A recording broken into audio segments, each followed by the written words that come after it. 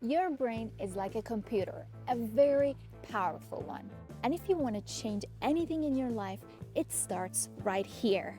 So, speaking English fluently and confidently is no exception. Just like any computer, your brain can be programmed and reprogrammed. In neuroscience, we call this rewiring your brain. So, if you want to start thinking in English instead of translating every word in your head, you need to rewire your brain to change its programming.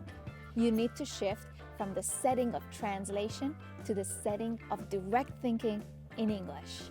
And this can be done on 3 different levels: how you physically prepare, managing your inner world on a mental and emotional level, and how you connect English with the world outside of you, which is the spiritual level.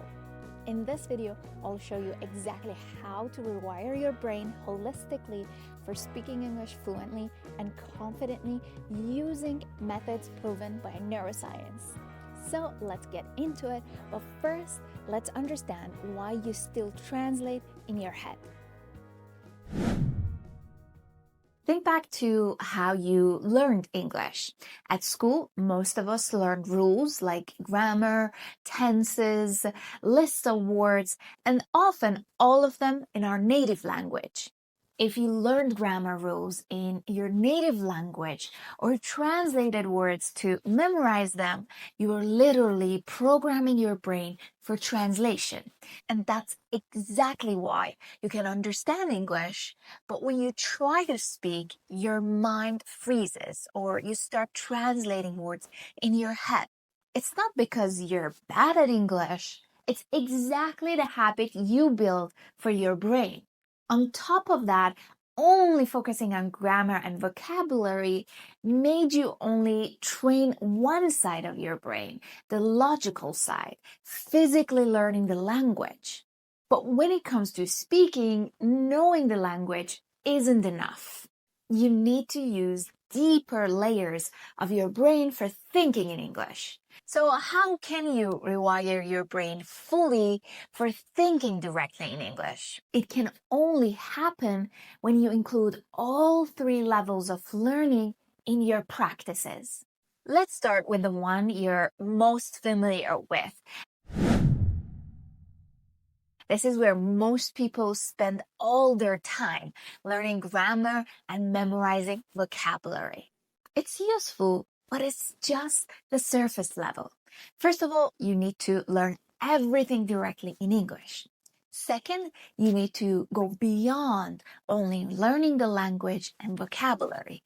Because if you stay only at this level, your brain sees English as only a language. You don't feel the language or experience it to make it part of you.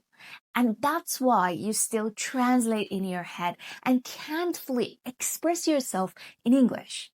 For you to feel comfortable and fully yourself when speaking in English, you need to connect it to your inner world first. How? Here's the thing. Your brain doesn't think in rules. It thinks in images, sensations, and emotions. It's exactly how a child learns their first language. So if you want to think in English, you need to engage this part too. For example, let's say you want to learn about the past tense. Don't just memorize the rules. See it, feel it, imagine real stories from your own life. For example, when you read, listen, or speak, choose topics that connect English to your real experiences or emotions. That's how you can make the grammar and vocabulary come alive. When your brain links emotions and senses to English, then speaking English becomes automatic. It's no longer about remembering, it's about feeling and living it. But how can you do that in practice? By connecting it to your outer world. This is truly what transformed my relationship with English, and it will transform yours too. Spiritual side is about using English for something bigger than yourself, like a bigger purpose.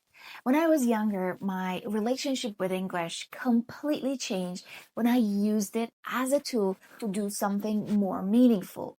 Back then, it was reading and immersing myself in the Harry Potter world. And just like that, I wasn't studying English anymore. I was living in English. Later, as I got older, whenever I faced any challenges in relationships, confidence, or anything in life, I started reading and listening to audiobooks about those topics, all in English. English stopped being just a language I was learning, it became the language of my growth. When you use English as a tool to learn about life and to learn about yourself, you learn the language subconsciously, like how children learn. That's the secret. Children don't learn to speak English. They learn about life in that language. And when English becomes a tool for your personal and professional growth, your brain rewires itself naturally because then you're learning in context with emotion and purpose. But what if you didn't learn this way? What if your English journey started with grammar books instead of real life experiences? Then this next part is exactly what you need.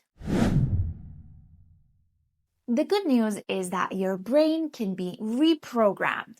So for example, when it comes to grammar, identify the essential grammar points that you need in daily life, relearn them, but this time directly in English in context with no translation.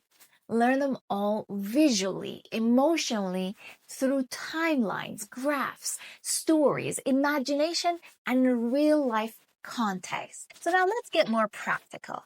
Let's say you want to relearn, for example, simple past and present perfect. Here's how you can rewire your brain to think directly in English when using this grammar rule. So first, let's put them in context. I lost my keys. I've lost my keys. So which one is correct? Well, both are correct, but they tell different stories. When I say I lost my keys, I'm talking about something finished. For example, last summer, I lost my keys during my holidays. It happened in a specific time in the past, so it's done. This is what it visually looks like. It happened all in the past in a specific time, so it's done, it's finished. But when we say I've lost my keys, imagine this. So we're standing in front of my door, I'm checking my pockets, my purse, and everywhere, and I can't find them. And I say, oh my God, I've lost my keys. So this is what it visually looks like. It happened in the past, and we don't know when, and it doesn't matter when. But the most important thing that right now, I don't have my keys with me. So there is a connection with the present time. Now in front of my door and I don't have my keys with me. See the difference? Your brain learns best when it sees and feels the story, not when it memorizes rules.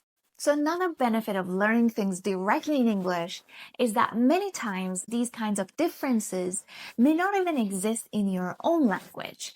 And that's why learning through context and feeling is the only way to train your mind to directly think in English. So if you have an intermediate level and you want to speak fluently, you don't need to study more grammar.